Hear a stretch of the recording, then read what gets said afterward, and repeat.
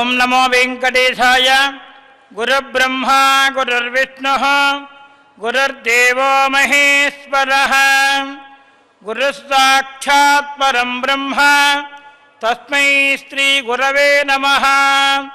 జ్ఞానానందమయం దేవం నిర్మలస్ఫటికాకృతిం ఆధారం సర్వవిద్యానాం హయగ్రీవముపాస్మహే.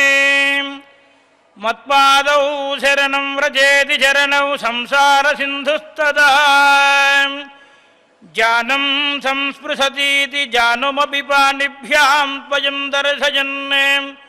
శేషాద్రౌ జగతోశ్చ రక్షణదిజాతిష్ఠద్దయాసాగరః సస్త్రేజాంసి చతుర్భుజః కలయతాం శ్రీ శ్రీనివాస ప్రభుః. ఈశానాం జగతోశ్చ వెంకటపతేర్విష్ణోః పరాం రేజసీ తద్వక్షస్థల నిత్యవాసరసికాం దక్షాంతి సంవర్ధినీం పద్మాలంకృతపాణివల్లవయుగాం పద్మాసనస్థాం త్రిజం వాత్సల్యాదిగుణోజ్వలాం భగవతీం వందే జగన్మాతరం. అస్మద్గురుభ్యో నమః. శ్రీమతే రామానుజాయ నమః.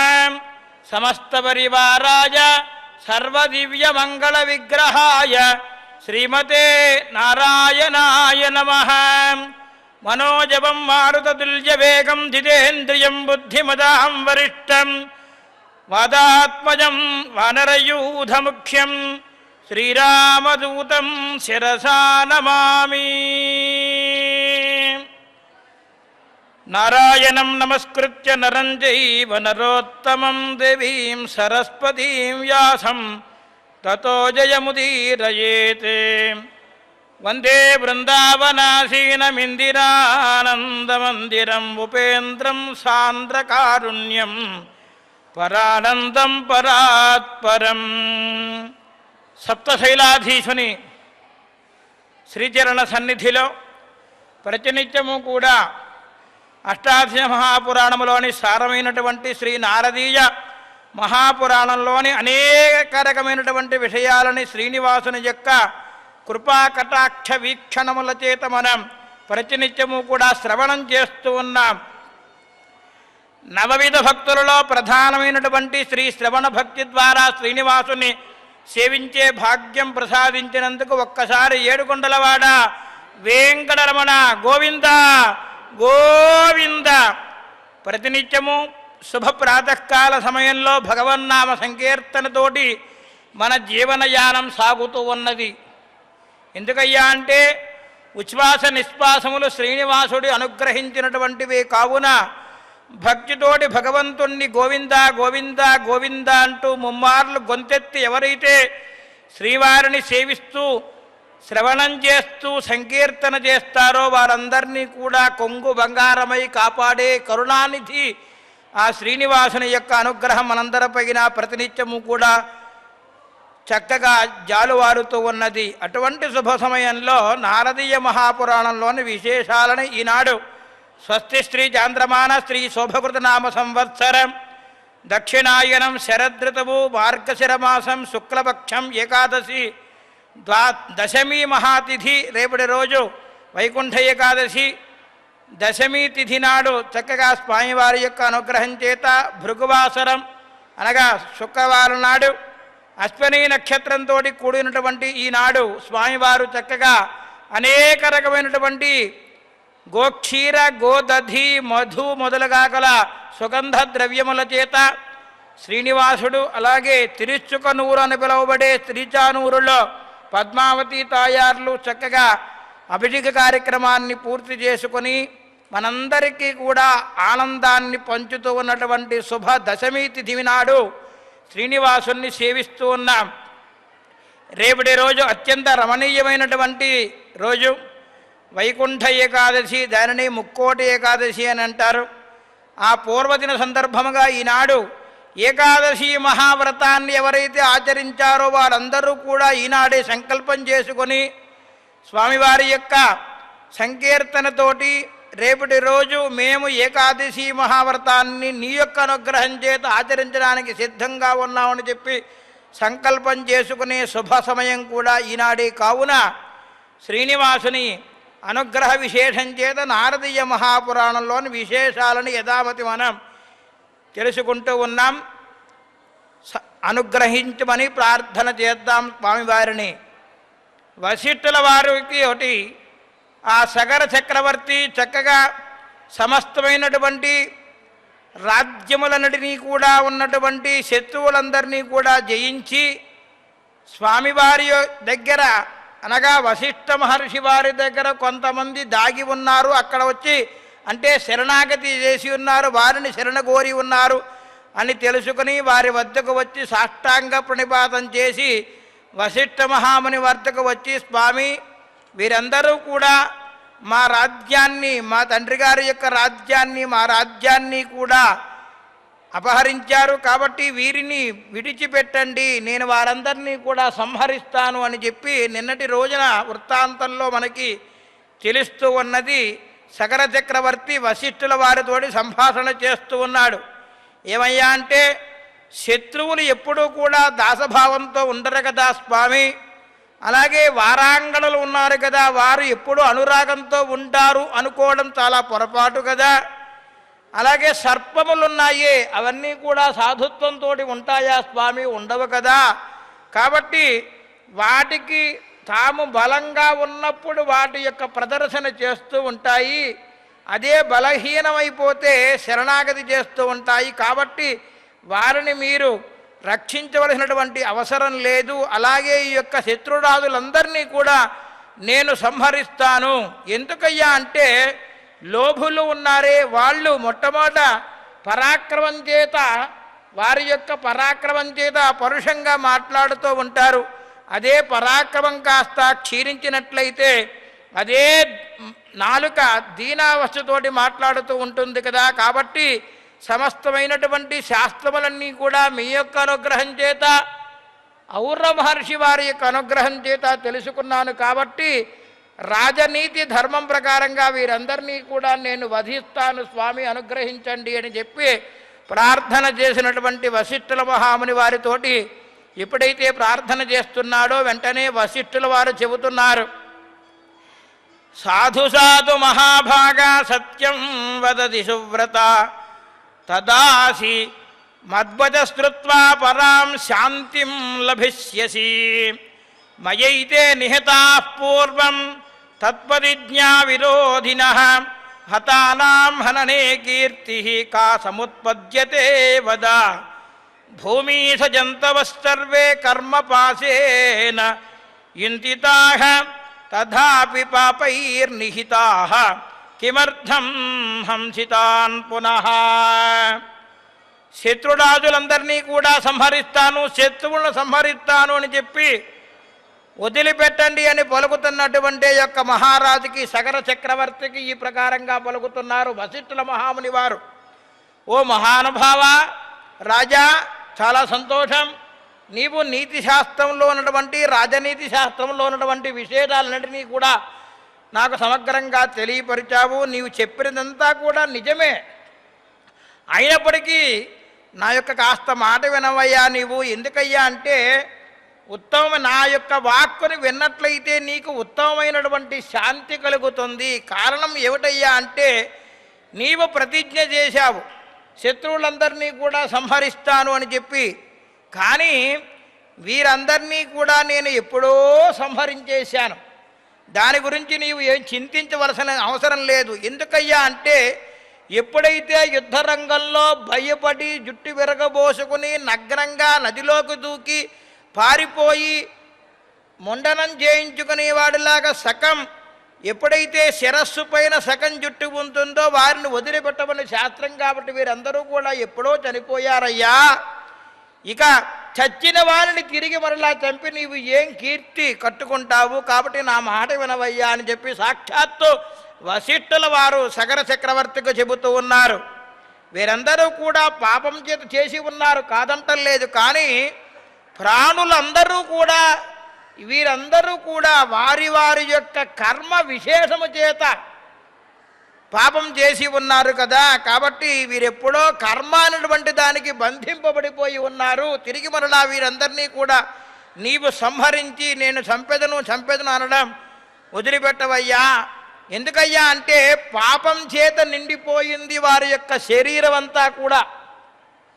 సాక్షాత్తు వశిష్ఠుల వారు చెబుతున్నారు, దేహస్థు పాపజనిత పూర్వమేవైన సాహత ఆత్మాక్షభేద్య పూర్ణత్వాత్ శస్త్రానామేష నిశ్చయ స్వకర్మఫలభోగానాం హేతుమాత్రా హి జంతవః కర్మణి దైవమూలాని దైవాదీనమిదం జగత్ యస్మాద్దైవం హి సాధూనాం రక్షితా దుష్టశిక్షితా తతో నరైః అస్పతంత్రైః కిం కార్యం సాధ్యతే వదా. పాపం వలన దేహమంతా కూడా నిండిపోయి ఉందయ్యా. ఈ దేహమంతా కూడా పాపం చేత నిండిపోయింది. తిరిగి మరలా వారిని చంపడం ఏమాత్రం సమంజసం కాదు, వదిలిపెట్టవయ్యా. ఎందుకయ్యా అంటే పూర్ణమైనందువల్ల పాపం ఎక్కువడం వలన ఆత్మగా ఎప్పుడో వెళ్ళిపోయింది వీరిలో నుండి, ఆత్మకు నాశనం లేదు కదా. కాబట్టి వారు చేసుకున్నటువంటి కర్మ అనుభవాన్ని నిమిత్తంగా తీసుకుని మనం చంపడం విశేషం కాదు. కారణం ఏమిటయ్యా అంటే జగత్తంతా కూడా దైవం యొక్క అధీనంలో ఉన్నది. ఈ జగత్తంతా కూడా దైవాధీనమై ఉన్నందువలన సాధువులను రక్షించాలి, దుష్టులను శిక్షించాలి. అది నీవు చెప్పినటువంటి వాక్యము నేను ఒప్పుకుంటున్నాను. కానీ వీరందరూ కూడా ఎప్పుడో చనిపోయి ఉన్నారు, వీరిని వదిలిపెట్టవయ్యా అని చెప్పి సాక్షాత్తు వశిష్ఠుల వారు ఆ సగర చక్రవర్తికి చెబుతూ ఉన్నారు. ఎందుకయ్యా అంటే శరీరం పాపసంభూతం పాపేనైవ ప్రవర్తతే పాపమూలమిదం జ్ఞాత్వా కథం హంతం సముద్యతః. శరీరం అంతా కూడా పాపం చేత నిండిపోయి ఉంది కదా, పుట్టలు కట్టేసింది. ఒక వల్మీకి ఎలాగైతే పెరిగిపోతుందో పాపమైనటువంటి పుట్టంతా కూడా పెరిగిపోయి ఉంది. కాబట్టి ఈ శరీరంతో ఉన్నటువంటి వీరందరూ కూడా పాపాన్ని చేసి ప్రవర్తిస్తూ ఉన్నారు. ఇదంతయు కూడా పాపమని తెలిసి తిరిగి మరలా వారిని చంపడానికి సిద్ధపడడం ఎంతవరకు సమంజసమయ్యా, కాదయ్యా, తప్పయ్యా, ఆలోచించవయ్యా అంటూ ఆత్మ అనేటువంటిదే ఉందే అది చాలా శుద్ధమైనటువంటిది. దేహం నుండి ఎప్పుడైతే ఆత్మ వెడిలిపోయిందో ఆ దేహం మృతజీవంతో సమానం కదా. కాబట్టి నీవు సంహరించవద్దు అని చెప్పి అనేక రకమైనటువంటి విషయాలన్నిటినీ కూడా శాస్త్రార్థంగా ధర్మశాస్త్రములటువంటి విషయంతో అతన్ని జాగ్రత్తగా సముదాయిస్తూ ఉన్నారు సాక్షాత్తు వశిష్ఠుల వారు. ఎప్పుడైతే తన గురువుగారైనటువంటి ఔర మహర్షి అనుగ్రహం చేత సంప్రాప్తమైనటువంటి వశిష్ఠ మహాముని వారు ఈ ప్రకారంగా చక్కనైనటువంటి శాస్త్రార్థంలో ఉన్నటువంటి మాటలన్నిటినీ కూడా చెప్పారో వాటన్నిటినీ కూడా శ్రద్ధగా విన్నాడు. విని ఆయన చెబుతున్నారు, కోపాన్ని ఉపసంహరించుకోవయ్యా. కోపాన్ని ఉపసంహరించుకొని నీవు ఎప్పుడైతే కోపమును ప్రదర్శించవలసిందో వచ్చిందో అప్పుడు మాత్రమే ప్రదర్శించు. యుద్ధనీతిలో ఏమిటయ్యా అంటే వీరందరూ కూడా ముందుగానే వీరందరూ కూడా పరంపదించి ఉన్నారు, జీవచ్ఛవంలా ఉన్నారు. వీరు చచ్చిన వారితో సమానమే. తిరిగి మరలా చంపి నీవు వాటన్నిటినీ కూడా మూట కట్టుకోగయ్యా పాపాన్ని అని చెప్పి నివారించినటువంటి ఆ మహానుభావుడి యొక్క వాక్యములన్నీ కూడా మాటలన్నీ కూడా శ్రద్ధగా విన్నాడు సగరుడు. విని తన యొక్క కోపాన్ని ఉపసంహరించుకుంటూ ఉన్నాడు. ఇది వాక్యం గురోస్తృత్వా విరరామ సకోపతః స్పృశన్ కరేణ సకరం నందనం మున్నయస్తదా అథాదర్వ నిధిస్థస్య సకరస్య మహాత్మనః రాజ్యాభిషేకం కృతవాన్ మునిభిః సహ సంవ్రతైః భార్యాద్వయం చ తస్యాసీత్ కేశినీ సుమతీస్తథా కాశ్యపస్య విదర్భస్య తనయే మునిహత్తమః.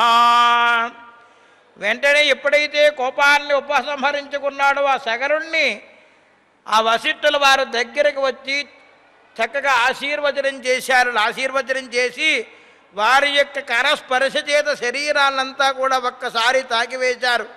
ఎప్పుడైతే మహానుభావుడైనటువంటి వశిష్ఠుల వారి యొక్క దివ్యమైనటువంటి కర్రకమలములు ఎప్పుడైతే ఈ యొక్క సగర చక్రవర్తి యొక్క శిరస్సుపై పడ్డాయో వెంటనే అతనున్నటువంటి కోపమంతా కూడా తొలగిపోయింది. ఆనందంగా ఆ మహర్షికి నమస్కారం చేశాడు సగరుడు. తరువాత వశిష్ఠ మహాముని వారు ఏం చేశారయ్యా అంటే సగరుణ్ణి రాజ్యాభిషేకాన్ని జరిపించి అతనికి విదర్భ మహారాజు గారు అయినటువంటి కాశ్యపుని యొక్క కుమార్తెలైనటువంటి కేశిని సుమతి అయినటువంటి ఇరువురు భార్యలను ఇచ్చి చక్కగా వివాహం చేశాడు.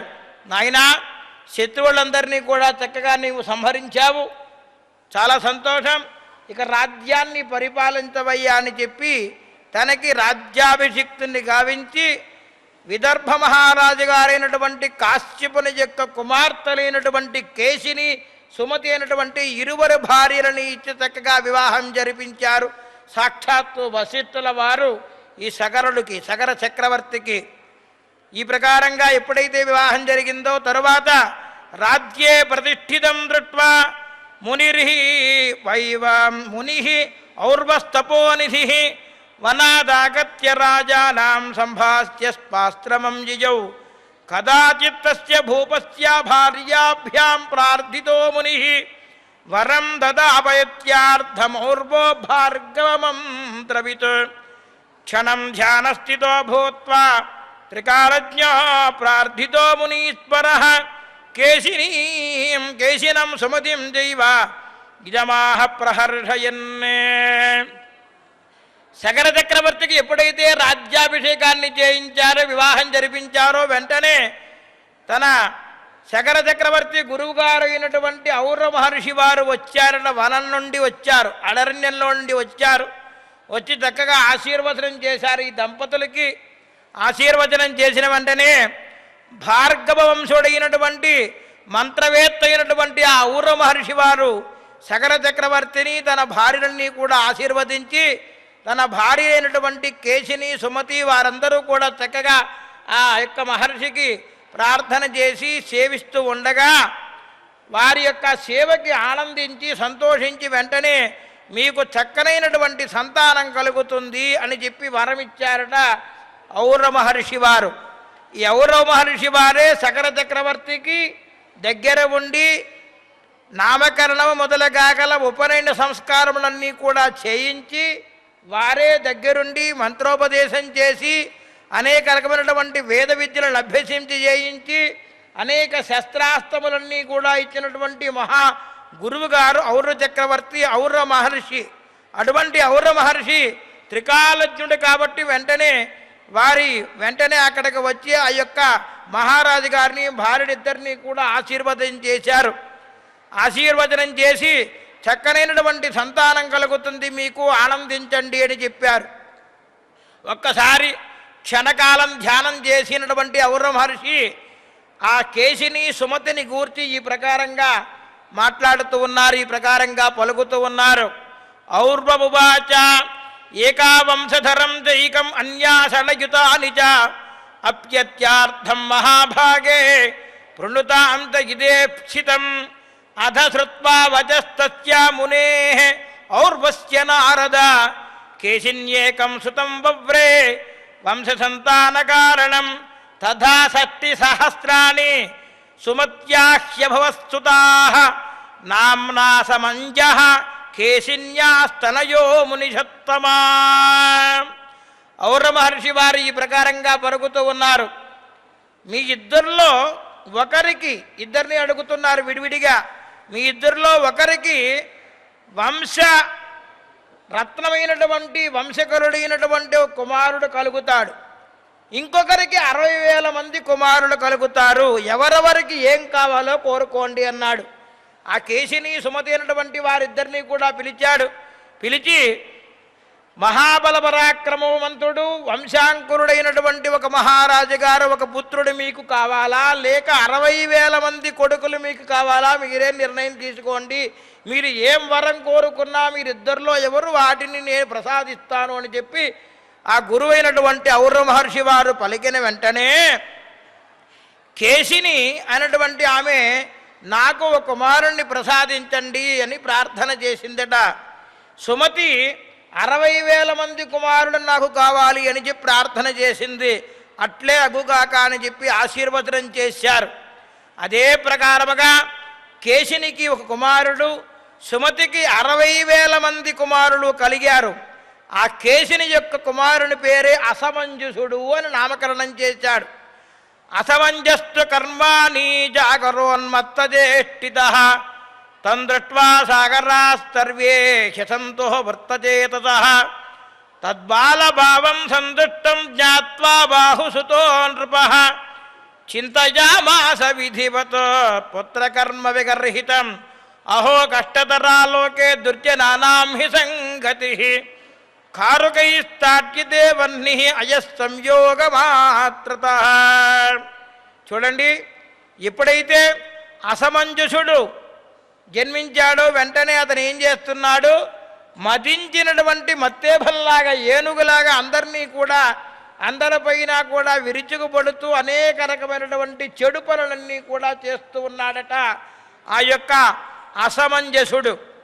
ఎవరైనా కేశిని యొక్క కుమారుడు.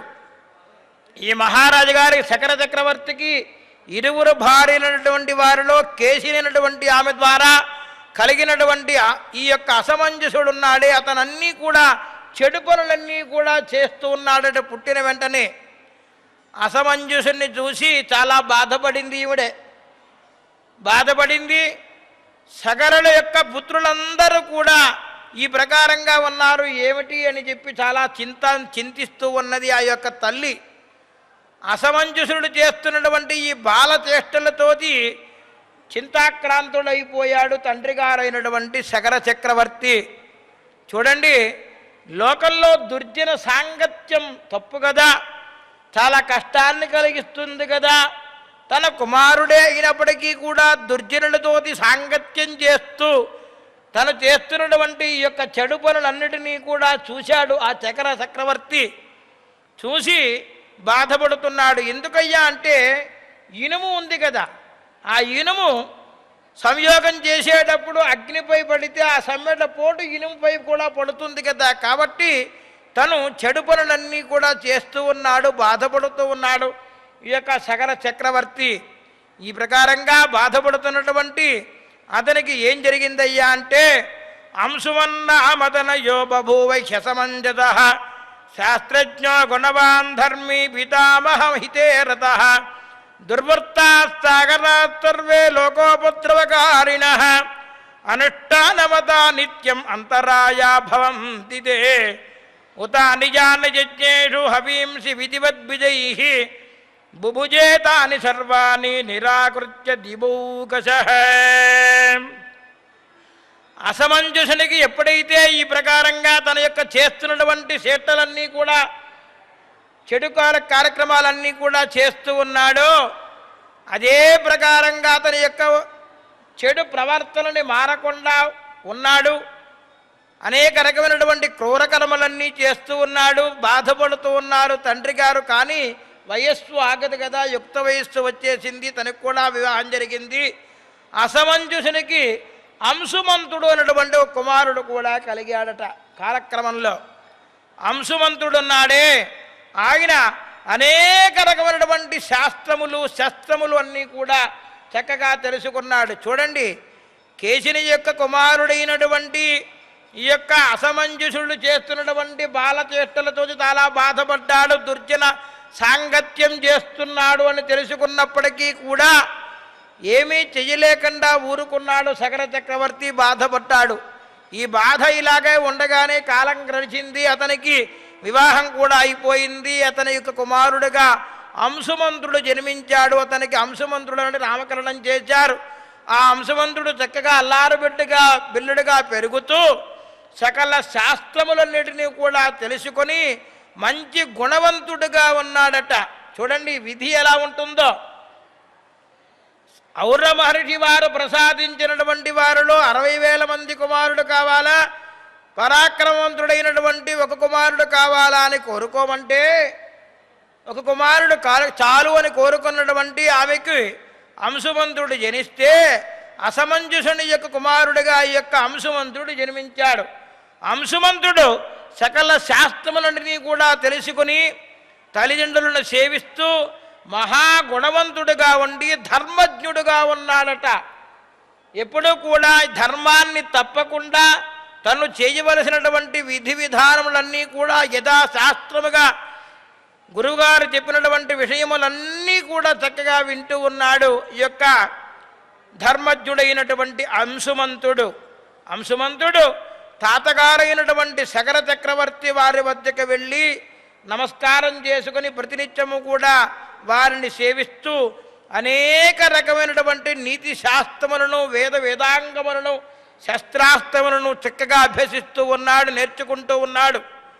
ఎందుకయ్యా అంటే తన తండ్రి గారు చెడు నడతతో ఉన్నారు అని తెలుసు. కానీ తండ్రి గారు కదా, వారిని సదా గౌరవించాలి, తల్లిదండ్రులను పూజించాలి అని చెప్పి తాతగారి వద్దకు వెళ్ళి అక్కడ ఆయన చక్కగా సకల విధమైనటువంటి నీతి శాస్త్రములు ఉన్నటువంటి రహస్యములన్నీ కూడా తెలుసుకుంటూ ఉన్నాడట ఈ యొక్క అసమంజసుని యొక్క కుమారుడైనటువంటి అంశుమంతుడు. ఇటువంటి విషయాలన్నింటినీ కూడా చక్కగా మనకి ఈ నారద మహాపురాణంలో తెలియజేస్తున్నటువంటి మహానుభావుడు సాక్షాత్తు నారదుల వారికి బ్రహ్మమానసపుత్రుడైనటువంటి నారదుల వారికి బ్రహ్మమానసపుత్రుడైనటువంటి సనక మహర్షి వారు సాక్షాత్తు చెబుతున్నటువంటి వృత్తాంతాన్ని మనకి వేదవ్యాస మహర్షి వారు చక్కగా అంగీకరించారు. ప్రతినిత్యము కూడా మద్వయం భద్వయం చైవ భద్రయం వజతిత్తయం అనాపలింగ కూష్కాని పురాణాన్ని పృథక్ అన్నట్లుగా మత్స్య మార్కండేయ మొదలుగా గల అగ్నినారద కూర్మ పురాణములు అనబడే 18 పురాణముల యొక్క పేర్లను మాత్రం ఎవరైతే శ్రవణం చేస్తారో వారందరికీ కూడా అశ్వమేధ యాగం చేసినటువంటి ఫలితం కలుగుతుంది అని చెప్పి మనందరినీ కూడా రక్షించడం కోసం శ్రీనివాసుడు ప్రతినిత్యము కూడా అనేక రకమైనటువంటి వేద వాంగ్మయంలో ఉన్నటువంటి సారాన్నంతా కూడా మనకి రంగరించి పురాణ రూపంలో భక్తి అయినటువంటి దానిని మనకి ప్రబోధం చేస్తున్నటువంటి శ్రీనివాస ప్రభువుకి శిరస్సు వంచి అంజలి ఘటించి పాదాభివందనం చేస్తూ మనం ఏం చెయ్యాలి ప్రతినిత్యము అంటే 3 కోరుకోవాలట. స్వామి, నీ అనుగ్రహం చేత చెడు చూడనివ్వకు, చెడు మాట్లాడనివ్వకు, చెడు పలుకనివ్వకు, మాకు చెడు చూచేటట్టుగా చేయకు, చెడు వినకుండా చెయ్యి, చెడు మాట్లాడకుండా చెయ్యి స్వామి అని చెప్పి ఆ పరంధాముడైనటువంటి శ్రీమన్నారాయణుని యొక్క మాసానాం మార్గశీర్షోహం మార్గశిర మాసంలో అలాగే చక్కగా మనకి సౌరమానం ప్రకారంగా ధనుర్మాసంలో ఆ ఆళ్వార్లు ఆచార్యులు ఎందరో మహానుభావులు ప్రతినిత్యము కూడా అనేక రకమైనటువంటి స్తోత్రములతోటి శ్రీనివాసుని స్తుతించారు. గోదాదేవి కూడా ఈ 30 రోజుల పాటు అనన్యమైనటువంటి భక్తితోటి ఆ పరంధాముడైనటువంటి ఆ శ్రీమన్నారాయణుణ్ణి సేవిస్తూ ఆ తన గోపికలందరినీ కూడా నిద్రలేపుతూ భగవంతుడైనటువంటి శ్రీమన్నారాయణ యొక్క వైభవం గూర్చి తెలుసుకునే మాసం కూడా ఈ ధనుర్మాసంలో మనం రాణివారి యొక్క సమక్షంలో శ్రీనివాసుని అనుగ్రహం చేత యొక్క అనేక రకమైనటువంటి విషయాలన్నీ కూడా శ్రవణం చేసే భాగ్యం కలగజేసినందులకు శ్రీనివాసునికి ప్రణమిల్లుతూ శ్రియకాంతాయ కళ్యాణ నిధయేర్థినాం శ్రీవేంకట నివాసాయ శ్రీనివాసాయ మంగళం శ్రీవైకుంఠ విరక్తాయ స్వామి పుష్కరిణీతటే రమయా రమమానాయ వెంకటేశాయ మంగళం మంగళాశాసనపరైర్మదాచార్య పురోగమైః సర్వైశ్చ పూర్వైరాచార్యైః సత్కృతాయాస్తు మంగళం. సర్వం శ్రీకృష్ణార్పణమస్తు.